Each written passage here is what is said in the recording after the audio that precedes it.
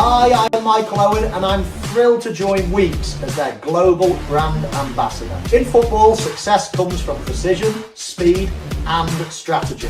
Every move matters. With 1,000 plus trading pairs, you can trade spot, futures and more. And security? Weeks leads the way with Plus, a 1,000 Bitcoin protection fund. Join me on Weeks, where new wealth is made.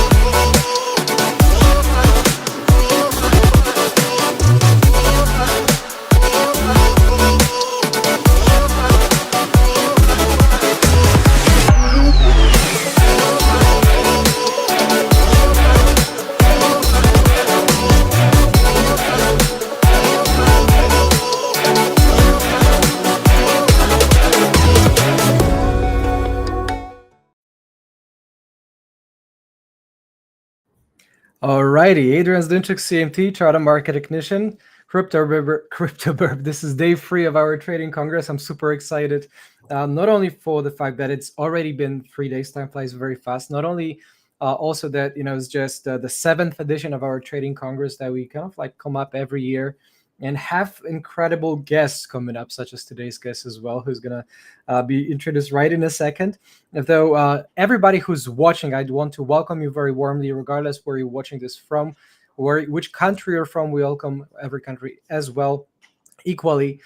This is a full week focus on education, on market insights, on practical guidance, basically from the top leaders, from the portfolio managers, from CMTs, from CFAs, from money managers, from traders, from OGs in the space, such as today's guest as well. And all that helped basically is going to help you become a better trader, is going to help you stop getting wrecked as much as you have been, because this couple of months lately have been an absolute carnage to so many people, and so many people need help getting back on the feet, and that's exactly designed to help you do so in a much compressed, confirmed, verified manner. And this year, Trading Congress is supported and sponsored by our partners at EdgeX and Weeks, who made this entire edition free for everyone to watch. So huge shout out to them. And if there's going to be a special bonus for everybody who's going to sign up with the link, basically, that you can go ahead and check all the links in the video description. And without further ado, I want to welcome Shul Al Crypto Gems, my good brother, my person that I truly admire, because there are a lot of people that come and go. This guy just sticks by. This just guy, he goes on. He's extremely creative, super smart, and on top of everything, very, very kind on the private level. How you going? How you going, man? My man, good to see you again. I appreciate the warm welcome and the intro. I'm doing good. It's, the market is kind of sad, let's be honest. But apart from that, we're doing fine. And like you said, it's a matter of things where we've changed slowly into a more of a content company or a production company. And slowly, I'm shifting towards the end goal that I have in my head for the company itself. Which is? I want to be. This is kind of bold, Adrian, but give it. I want to become the Mr. Beast in crypto. Nice. Let's fucking do it. Yeah, so it's the content we're slowly starting to create, and all the ideas I'm having, and the brainstorm sessions that we're having, and the productions. Yeah. It's slowly going to go there, and it's just it's a different way of doing crypto things. I trade still, but just a bit less active was what I used to do. Because we're now running a more of a content company. Yeah. But I enjoy doing it, so why not keep on doing it, right? Oh yeah, and on top of that, I want to give you that it's definitely very well prepared. Your content always rocks, man. I mean, it's I know the change that it if we were to put it on the timeline, I can tell pretty much when this change kind of like happened. Yeah.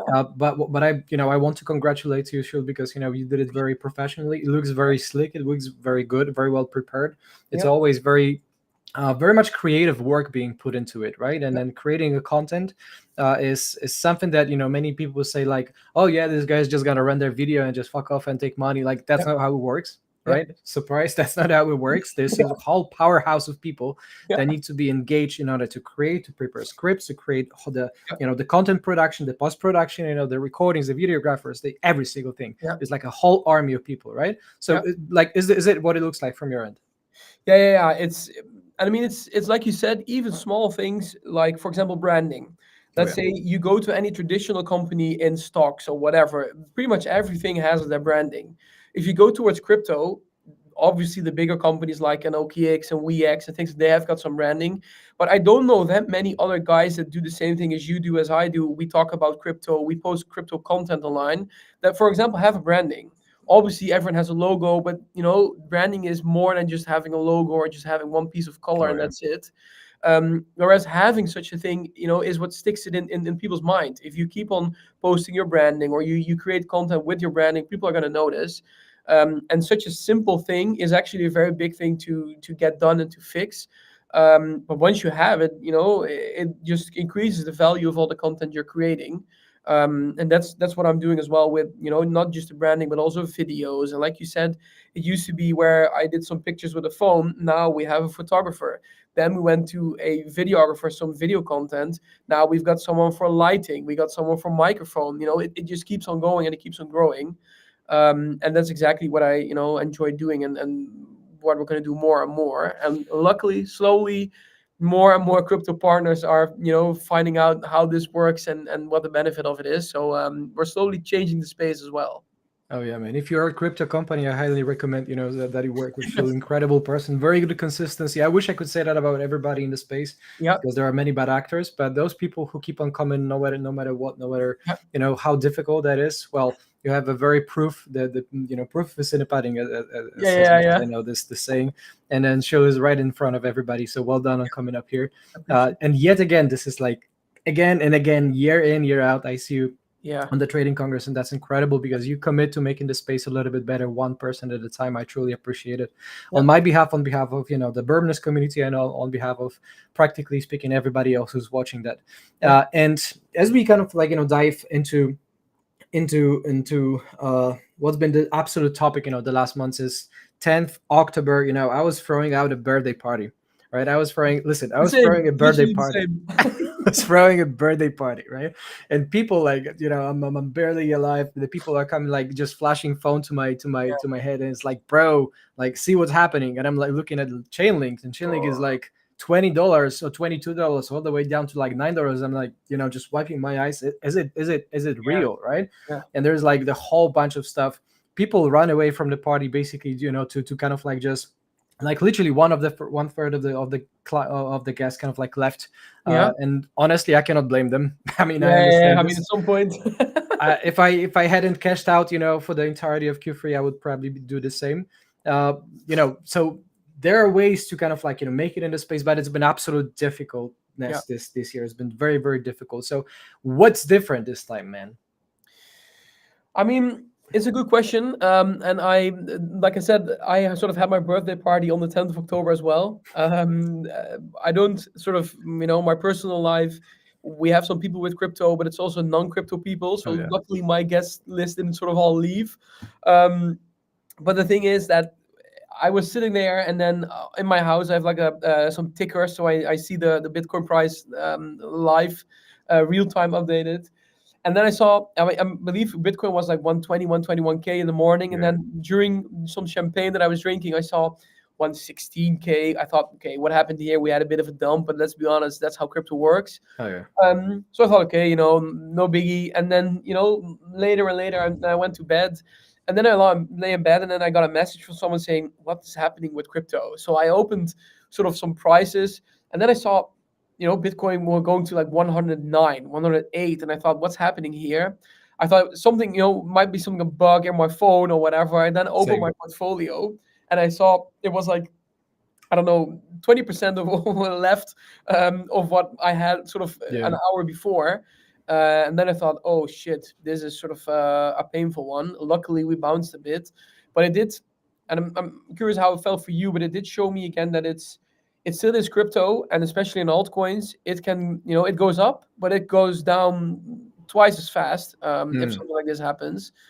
So that's kind of sad. And then, to answer your question on what's different this cycle or this year, in honesty, and this is a very boring answer, I think the institutions are now playing a big role. Whereas we used to have crypto, we had Bitcoin, we had altcoins, people coming into crypto, investing in altcoins because that was the easiest way to do it. Whereas now we got billions of dollars coming in from institutions who aren't selling, let's be honest, but they're mainly interested in Bitcoin and maybe some Ethereum, but that's it. So it feels as if they are slowly taking over, and Bitcoin has had its run this year, but altcoins have just been, they've been slaughtered, to be honest. It's that's a painful one. It's been, well, slaughterhouses is one way to put it, right? But similar observations, right? I mean, institutions see if any sort of like an innovation, internet, telecom, AI, Bitcoin, everything, right? We have this adoption curve where you have the early pioneers. It's very, unsettled. It's very dynamic, very volatile, unpredictable. We have these early pioneers that later come up as the late pioneers joining, and there's like there's the private funds, the private equity funds and the VCs coming up flooding this. So a little bit like semi-institutions, if you will. Yep. It is being flooded, which is what we had in 2015, 17, if you will. Then, the institutions started coming up like early. We had the CME, the Chicago Mercantile Exchange of Futures, then the CBOE, the options exchange. And so it started kind of like, popping here and there. And there's like the whole institutional map kind of like, start getting flooded to an extent that we had so much institutions, and that's not many people, I guess, take it seriously, that it's normal. Like this is the adoption path. This is what happens in order to get to the mainstream. However, that comes with consequences, right? You're going to have less volatility. You're going to have, it's going to be way more difficult to make money, to be profitable overall, because, well, you're playing against banks, you're playing against institutions, right? You're playing against people with, private servers owned by like, that are worth like, 1 billion alone or so. So it's difficult. But that said, the discipline and just being open to those opportunities, is what kind of like keeps us exposed to this potential luck. But aside from RWAs, not sure what your take on that is, Sjoerd, but aside from RWAs, the stable coins, I didn't really see any slightest sector of altcoins kind of like just pop up, like sustained. I mean, we had a couple altcoins doing a run. For example, Zcash, obviously in the last few weeks. We had things like Oster. So there have been some opportunities. There have been some chances as well, but it feels as if, for example, the BNB season, we had it for like 2 days where CZ talked about the BNB and then the meme hype and you name it. If you were to ask me, it feels as if the best sort of way to have played this year would be beginning of the year to have like a big bag of money. And then whenever you see a narrative, completely, dive into this narrative and do your research. You put the entire bag of money onto one play that you think, is going to run on the narrative. And then literally within 1 or 2 days, completely sell the entire position, take your bag of money again, and then wait for another month or two till the next narrative is happening and then do it again. And the sort of tactic of buying and holding has been very, bad the past year or 2 years. Whereas, let's be honest, I mean, myself, we all thought, this is a good year. We're going to have the alt run. We got Trump. We got this. We got that. This is, this is it. But yeah, this has not been it. And buying and holding was not the play. And in honesty, I sort of did that wrong as well. So I lost quite a bit of money this year. Which is kind of sad, but I feel like everyone in crypto did. But yeah, looking back at it, that would have been the play, I think. But that's easy to say now, right? Looking back at it. Man, I mean, I tell you what, straight away, it's impossible for me to do what you said. Like, it's not even that, my mental capacity is really not really, and the risk preference is not really there for me to put a lot of money comfortably in something that can completely disappear in like 2 days, Yeah. right? Yeah. And that's true. Like, all the meme coins, all the pump fund, everything, there were some altcoin windows. There wasn't any sort of like an altcoin season, Oh, unlike that we know from 2017, like 2021. There wasn't thing like that basically this cycle. And as I often kind of like compare, it feels to me as if you're driving a car, you're driving a beautiful RSQ8. I yeah. hope Yeah. it's still going on Yeah. nicely. It's still strong. Beautiful, beautiful. And it feels like if someone just literally, put a hole in your tire, right? And you Yeah. were driving on a flat tire all along, and Yeah.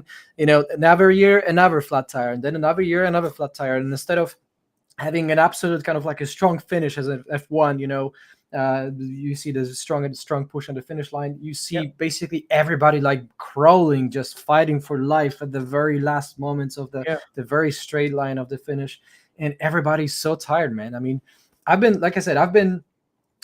it's easier said than done. Like for me, it's easy because I had a plan. I was aiming to cash out vast majority of my money, like Q3 from June through October. So Yeah. that's what I did. Like I still have about 20% liquids, kind of like just there. So this naturally got harmed. There is a lot of projects and money and investments that would have worked brilliantly that past cycle, but they didn't work Yeah. or even launch at all because the conditions in the market were not really good enough. And honestly, that's the only also, like, if you see that there's an absolute bullshit of an environment to launch into, like, it's probably better off holding back and then just waiting at the right moment. Yeah. Otherwise, you see, companies like Monad, like that like every listing, man, every listing that happened is like 90% down. And Yeah. regardless if you have incredible project or it's just Yeah. shitcoin, it's absolutely down. So like what would you say is kind of like the narratives aside from the RWA that you really saw for a moment? You mentioned BNB season for a moment. Yeah, what else? Yeah, we have BNB season with Oster obviously happening. Oh, yeah. And then the privacy season, for example, Zcash, Dash, these type of tokens they've been running lately.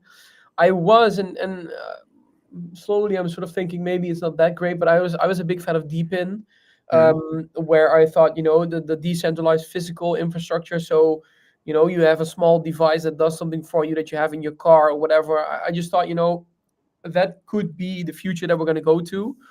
But even that, nothing really has come of it. And then all the projects there, I mean, whether it's money or not, but they just all sort of disappeared. I think a big narrative that we're still having, and I'm curious what you think of this, is obviously AI. And it's a very boring one because everyone says AI, but it feels as if we're so early with AI. It's big, Yeah. but it can get so much more big with all the things that are coming up.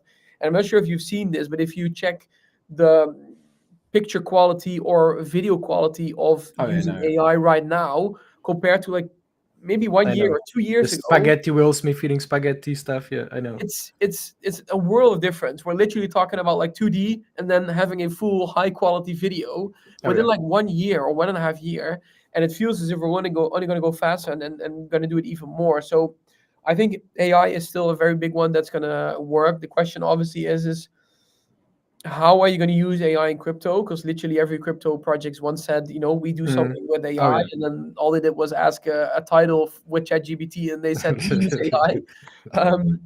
So the question there is how big is actually the AI in crypto? But projects like Render, I'm not sure if you know the project, is Yeah. we literally had the branding that you were talking about. We had it made by a design studio, and all the 3D animations they had to render it. They actually used the project Render. They said if we have to do all of these, like the 3D rendering, it's going to take weeks to do this. Oh, So yeah. they literally bought render tokens and bought computing power, and it was done within a couple of days. Nice. Things like that are use cases that are very nice, and I think we need to go more and more into. Yeah, so that's that's a bit of the plays that I'm looking at right now, and maybe for the long term. But it feels as if it's very determined on what ETH BTC is going to do. To be honest. Oh yeah, man. So what about the high caps? Like, was there out of because BNB season AI it depends and so on. I agree. Is there any kind of like a safe play at all that like the safest play if you were just like you say imagine hypothetically put all your money, take out all you have, just put one bet. What would be the safest bet to you? I think obviously the safest bet is Bitcoin compared to all the other ones, but it's kind of boring. If you're going to go to altcoin wise at a top one, I might probably say Hyperliquid, to be honest. At the moment. Okay. It's obviously a difficult one because let's say Oster did very well, which is a competitor to Hype. So if these things are slowly taken over, what's Hype going to do? But in the dips, it seems as if Hype hasn't dipped as hard as all the other ones. And then the pumps or in the recoveries, it seems as if Hype recovered more than the other ones, even for such a big project. And compared to, for example, Sui, I'm not sure if you know, I'm a very big fan of Sui. I've been saying yeah. buy Sui for like 7 I years remember. now or 6 years. Compare Sui and Hype, in honesty, Sui sort of is not really showing anything compared to, for example, Hype, which is kind of sad for me because I'm a big fan of Sui. Yeah. So even at looking at projects like that, I would still possibly say I'll go to Hype. And a big one I'm a fan of is Tau, obviously, BitTensor, the AI one. If you believe in AI, then I think you got to be in Tau. Yeah, those would be the more safe, but no financial advice. Nothing in crypto is actually safe.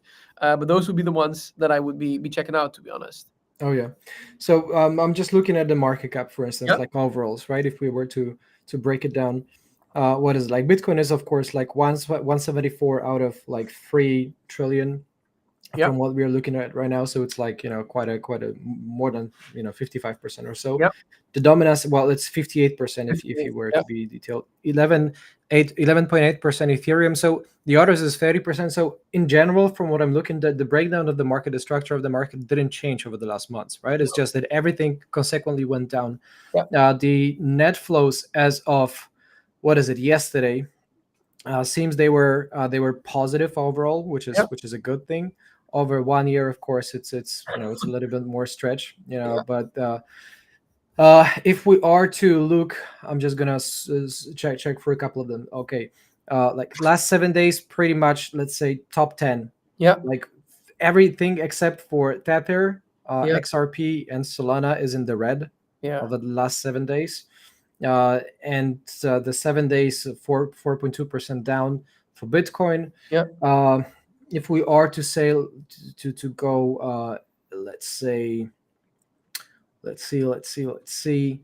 All right, let's check on the overall kind of like a altcoin season index, Yep. which is obviously something that many people would navigate, and myself included. It's 24 out of 100, and this altcoin season is something that basically takes the 3-month change of the prices, and if they sustain for some time, this basically triggers some sort of like a positive change in the index. But it's like at the absolute lows. It's Bitcoin season, altcoins are undervalued. Like, what do you make out of this, like as we close to the year end? Yeah, it's I mean, I couldn't agree more with this statistic. And like you said, Bitcoin has just been stealing the show.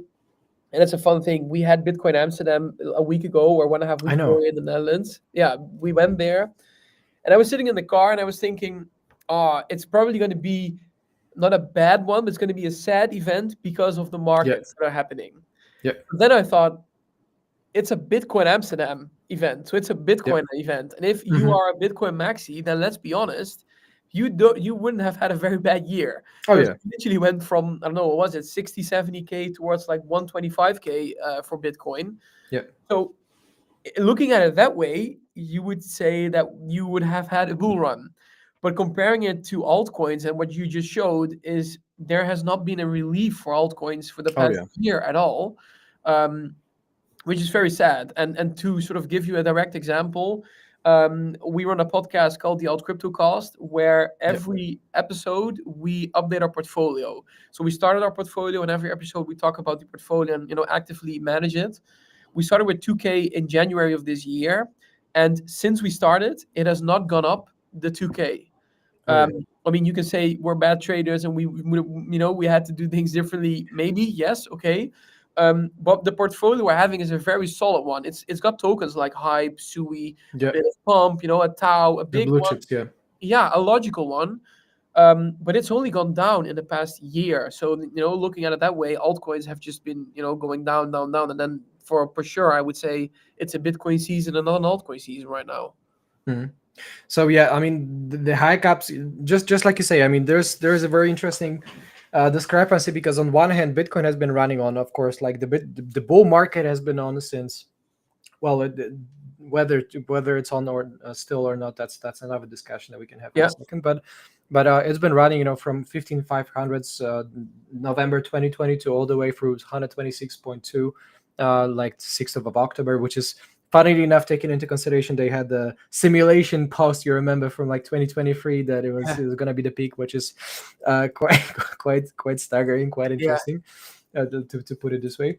Yeah, we tweeted this, by the way. I'm not sure if you saw it, but my technical analyst guy, he literally Yeah. said in the team chat and he tweeted saying, looking at it time-wise on the 6th of October, Yeah. this is the top that we're having and we should all, take our Yeah. money and go home. And Oh, yeah. literally, it was the top. Absolutely crazy.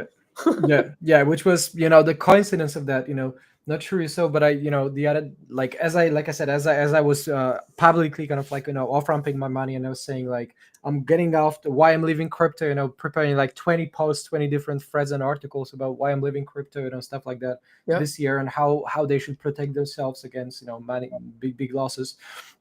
I did like a 70-day countdown until the market peak. All right, based on like the past cycles and so on. And I was updating like 70 days left until the cycle peak projected. And it was like Bitcoin cycle is like 90% complete. Then every 10 days I did it, like 60 days, 50 days, 40 days, until like zeroed. And the 0 day kind of like went on October, I think 24. So it was a little bit early in terms of, the actual peak, but it's still like all things concerned, I was shouting and I was doing, those threads and articles, like I said, webinars, interviews about how I'm leaving. I even sent like a bunch of. So what I do, typically, what I feel, the moment is right. I don't do this for money. I do it kind of like because I can. I don't want to help some people. So as I privately help, some good people, some highly established like VIPs and so on, just say, okay, maybe you've been in the market, just consider, taking some profits off, or just, consider if it's definitely the right idea to stay in, like not even direct financial advice because they don't need it. But, just sending messages when I was sending in 2023, I said like, hey, listen, like Bitcoin is like $23,000. It's looking pretty bottomed. Like there's a lot of positive indicators. I'm getting in. You do what you want, but I'm just letting you know that I'm getting in. So in July, I sent a message. Same people, same bunch of people. Who some of them were rallying from like 20K with me, and I send out the message and I say, listen, July is on. I'm starting to execute my exit process this month. I'm gonna continue August, September, October, and so on. And if you've been rallying, with me, I would consider to at least think about it, and stuff like that.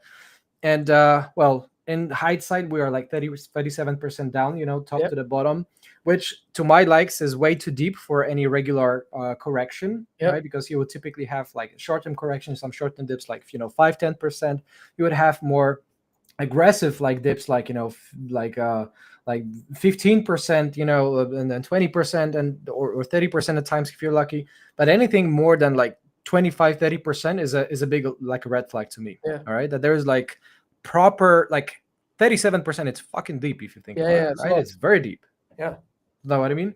So did you have like your friends kind of like message you on top, same stories, and message you at the bottom? Like, did you have that? Yeah, it's got, it's not. I mean, there's some friends, but also just people following, sending DMs on Instagram or whatever, saying, hey, should I sell my ETH right now, and things like that, or XRP is having a good bounce, should I be selling him right now? It's, it's getting more and more. And it's, I always say to the same people the same thing. And like you said, I don't really give out financial advice and say you need to sell now or you need to buy now or whatever. Because it's different for everyone, right? If you have a certain portfolio or someone else's portfolio, how much of your crypto portfolio do you have already, taken out and put it into other assets like gold or stocks or whatever, or someone that's fully in crypto. So it's hard to say, yes, you need to sell or yes, you need to buy, because every situation is different. Of course. So that's usually what I say to them, but it's a sad thing as well, because I feel like if we in our podcast, for example, have started in January with 2K and we've only gone down, you and I both know how crypto works. Let's be honest, we're in crypto for a long time. We have seen some cycles. So you've seen it go down, but you've also seen it go up. But let's say you're I don't know, name a name. You're Peter, and you just started off with crypto in January, and you thought, okay, I'm going to invest some money into it. It's Oh only man. gone down and down like 40 or 45% over this year. I can't imagine what these people are Mm-mm. how they're feeling, because they just got into crypto. They see some Yeah. stuff happening on the news or whatever. They got in, Yeah. and then they see the money going down 45% Oh yeah. a year. I can't imagine how they must be feeling. So somewhere I can understand that they would send you or myself a message saying, "Hey, what do I need to do now? Because I've only lost Yeah. 45%." Oh yeah. It's logical, but always try to say, you know what, you need to do some own sort of research and get your knowledge together for yourself before making any decisions, if you know what I mean. Yeah. Yeah, I mean, and to make things straight, there is no harm, there's no wrong, everybody, if you're watching and listening, to No. sending a message to Shul or to me, if I'm around, I'm always gonna try to Yep. respond. It's the same with Shul, and I know it for a fact because he's a genuine person. And except that, it's what Shul mentioned. It's impossible to give, one kind of like a golden advice that's gonna fit everybody equally, because even the same people, like, see, Yeah. if you gave a person X and person Y and a person Z the same amount of money, if they were given the same strategies, I 100% positively tell you that each and every single one of them would end up with different money. Yeah. One would end up completely broke, the other would end up somewhere in the middle, and the other would end up somewhere positive. And it's like every single person has a different predisposition, has different like life settings, like different risk parameters in terms of that they're comfortable, like risk preferences, right? Some people are risk averse, they hate taking risks, right? My grandma, so funny thing is, I sold my grandma, we bought Bitcoin to my grandma in June 2021 at the Yeah. dip at like $33,000. I sold it for her in July, exactly when I said, in mid-July, that I say, okay, 121,000, 119,000. I say, okay, just it's been a nice rally. I think it's enough. Yeah. So we cashed them off. We sold this. And well, if you think about it, then my grandma kind of like outperformed like 99% of the market. So Yeah. that's genuinely the case, because of course it's been like, the more often you were jumping in and out, in and out, in and out the Yeah. market lately, it's been an absolute chop, right? Because most of the time, if you were jumping in, you were jumping in this year into the decline. So Yeah. you're jumping in. So it kind of like, could have protected you a little bit from declining even more. That's what technical analysis does, right? It kind of like secures your downside much, but it also limits the upside. So it just trims your profit a little bit, but you have a little more, like way more balanced portfolio, way less dip, way less volatile and stuff. So if I look back and I know that, okay, my grandma kind of like rallied from like 33K all the way to like 120K approximately, I'd say she did a good job, Oh. for holding that. But everything else, like I said, 2020, like people who joined this year, right? Yeah. From meme coins, lured. They were lured like properly. They have all the right to be extremely miserable and extremely unhappy about what happened, right? Did you receive like some aside from some, of course, some haters comments, that are typically trolls and fake comments and bots? Yeah. Did you receive like some genuine messages from people, like saying, like, having this type of a regret message, like that they say, okay, I wish it's not your fault, but I really wish I wouldn't have stepped in? Like, what would you recommend? Do you have something like that? It's not really regrets, but I message like that, not really. But I have had messages of people that I've been with for quite a while, who either send me a message saying I have to stop because I can't keep up anymore, or literally people saying, you know what, Shul, do you have some opportunities for me, or can I work for you, or whatever? Because I want to be in crypto and I've been doing it for all these years, but the money is just gone, or I lost a lot of money. I've been having those more and more lately as well, to be honest, which is kind of sad, because it's, and I don't have to explain this to you, but it's you're working with these type of people for quite a long time, or you know them for a long time, and when everything goes well, it's all fun.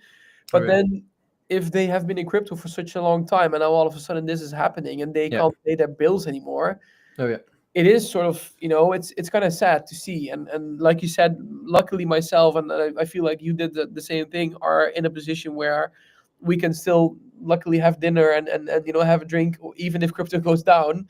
But as well, there are a lot of people who invested more money than they should have invested, and lost it all, and are now saying, how do I even survive, or how can I make some money outside of crypto?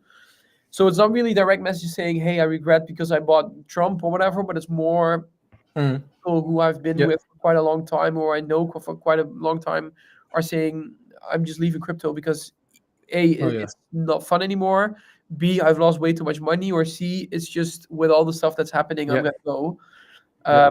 I've been noticing more and more messages like that, to be honest. Yeah, that's exactly what I wanted to get the answer, right? Because same here. Like a lot of OGs, a lot of people who had been here for many years, Yeah, they're completely broke, man. They blew yeah, up like a lot of money publicly, and they say like, "Oh, I'm changing my job. I'm not doing crypto anymore." yeah, Or they're diversifying. The crypto VCs are not doing crypto anymore. yeah, So it's like it's really taken a toll on so many projects. And we have, like I said, what is it, 26th of November, right? yeah. It's day 3 of Trading Congress, as we do every year. But this also brings me on the perspective on what we have ahead. Do you have anything else looking into 2026, like any DEX meta, for instance? Are you looking into DEXs? Oh, speaking, you mentioned Oster, you mentioned Hype. Are you looking into DEXs for 2026, or is it something else? I mean, I am a fan of Oster. Also a fan of Hype. Like I said, I Yeah. think it's a proper one. Um, Looking at it sort of narrative wise, it's kind of difficult to say because literally every narrative has gone down right now. Yeah. Yeah. So what I'm slowly doing is trying, like I said, more and more running into short-term narrative plays and then really not trying to marry your bags, because we all know that you have the crypto portfolio, you buy some crypto, you hold it for a couple of months or half a year, and then you sell it. Now it feels as if you need to hold a token for 1 day, and if it pumped 40%, you need to dump it. That's it. So that's one thing. Yeah. One other thing that I find very interesting, I'm not sure how you feel about this, and what we're going to do more and more with is Polymarket. All right. Yeah. The prediction market, Polymarket. Mm-hmm. It's become huge in a short amount of time, and yeah. still so many people do not know about Polymarket. And I Yeah. have had some conversations with exchanges and with big players in the crypto space, and Mhm. they're all sort of slowly starting to bet on Polymarket. Yeah. I'm hearing things of having live Polymarket odds on Champions League matches, things like that. Oh yeah. It's going to go way bigger than it is right now. So I mean, I look at it differently because we create content, but for your information, we are going to go and create quite a bit of content on Polymarket Nice. in sort of the near month, 2 months, 3 months, 4 Yeah. months ahead, because I feel like the hype is going to be there, and slowly more and more people are going to try that as well. And it is not directly crypto, obviously, if you're going to go into Polymarket, but Oh, yeah. eventually you are going to be doing something with Yeah. crypto. Yeah. So it's on a narrative, but we are for sure looking into Polymarket right now. Yeah. I think that's very smart, man. I mean, I completely missed out on that end. Yeah. I actually messaged a couple of times, and they grown very, very fast, and I think they're taking the market share like very aggressively. Giving the badges to everybody. I think they're absolutely genius about how they capture the market share. I think it's well, same with Kalshi, except that Polymarket, I think it's gotten a little bit much more into the mainstream like immediately by force, right? They've been very aggressive about it, which reminds me a little bit of what FTX did back in the day, right? And Sean also looks a little bit like Sam Altman, so a Backman. So in the end, there's a little bit of prejudice on that thing. But jokes aside, definitely good choice to hit Polymarket more and more, especially next year, right? Because if crypto can get worse, then you and I also know both that if things can get worse, then they're most likely gonna get worse for some time before they can really get very well. The night is darkest, before the dawn. And as we kind of like get closer and closer to the wrap of the session, I'll have two kind of like questions to you. So you're a fan of Formula One, right? You kind of like go and then watch. Do you see you mentioned Polymarket? Do you see kind of like this motorsport being this integral part of Polymarket, for instance, as you go for betting on that? I wouldn't say just Formula One or motorsport, but like I said, I think every big sport. So even things like UFC matches, Formula One, Champions League. I feel like we are going to go the way where you have a Formula One race or a match or whatever, and then literally on the screens or whatever, you see the odds of someone winning or someone losing. it is a big questionable thing because you are slowly, you're sort of promoting betting. So it's, it's a bit a question on do you want to do it or not. Yeah. But I feel like we are going to go that way where Yeah. I think, but this is just a guess. Yeah. Exchanges see Polymarket as a chance as well. So Mm-hmm. I feel in the, let's say, near half a year or a year, we're going to have it like this, where you deposit money onto a crypto exchange, and on the crypto exchange, you have Polymarket implemented. So you can bet on sort of the exchange, and on the backside is going to be Polymarket. So you Yeah. don't need to do all the crypto Like an hash. asset class, yeah. Yeah, it's just you invest on the crypto exchange with your fiat money or whatever, and then you can use that to bet on certain, plays. I think that's going to be the way. You see it already a bit with stocks, where more and more exchanges are accepting stocks Tokenized as stocks, well. Yeah, so we're going to go a bit more the all-in-one app. It feels as if an exchange has stocks, they've got crypto, they've got Polymarket, they got more and more. I feel like we're going to go that way. And so if that is happening, then yes, I think during the Formula One, during UFC, US Champions League, whatever, Yeah. you're going to get the odds there and people are going to bet on it.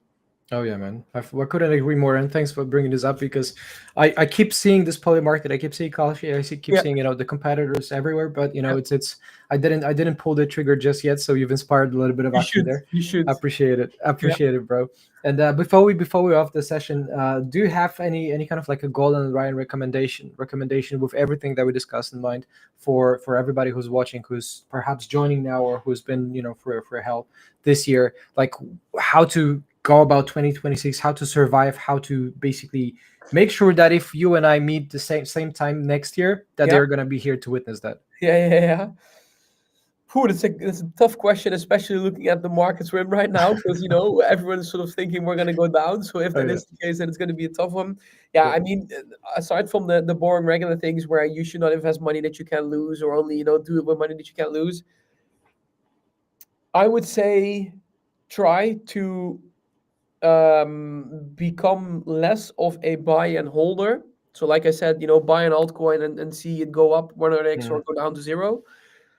And try to go a bit more aggressively into it on a narrative. So if you've got, let's say, $100 portfolio right now in Ethereum, you can either choose, okay, I'm going to keep it in Ethereum and that's it.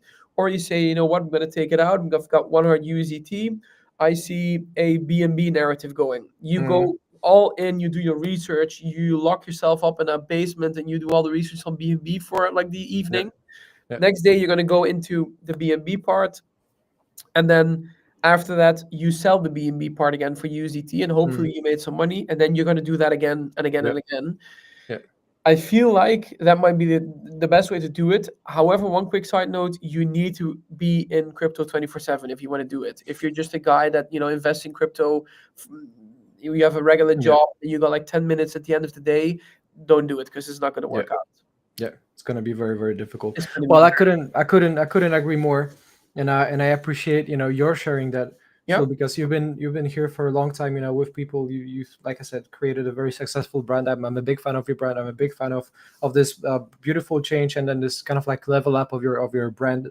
Yeah. The branding, the company, the awareness, the content that you create. I think this is all very, very high level. So congratulations to you. And well, what can I say? I'm really happy that we're gonna see each other in a couple of days, right? There's gonna be a couple of opportunities. Yeah. So we're gonna have some extended discussion about it on the record. But everything else, everybody, like, listen, if you're not following Shul just yet, please make sure to fix that mistake, because that's a valuable person to follow. So make sure that you go ahead and check Shul. Go with pretty much what Shul's bottom title looks there at the bottom. Shul all crypto gems. This is his Twitter X handle. Make sure that you follow follow him and his all works, because there are a lot of people around this brand as well. Kindly recommended. Well, everything else, I appreciate many your time, and thanks for joining every time. Like, huge shout out to you for coming every year. We're gonna continue this way. Absolutely, it's always a good thing. It's I'm always happy when I see the invite again, and I'm happy to talk with you. It's always good, and good to talk about a bit about the markets and how things are developing. And it's interesting to see how every year changes. So I appreciate you having me over again. And like you said, we're gonna do some drinks in next week, and then we'll stay in touch. Have a little bit of a therapy. It's like a men therapy session, right? And so happy, so happy. Big hugs to your beautiful family. Talk soon, okay? God bless you. Thank you. Ciao, Thank ciao. you, man. Thank you so much. And for everybody, this is the first show of day 3 of the second show of our day 3 of the Trading Congress. And we're going to head over to the next session right in a second. So don't skip away just yet. Stay tuned. And I'll see you on the next session. God bless you around. Bye-bye.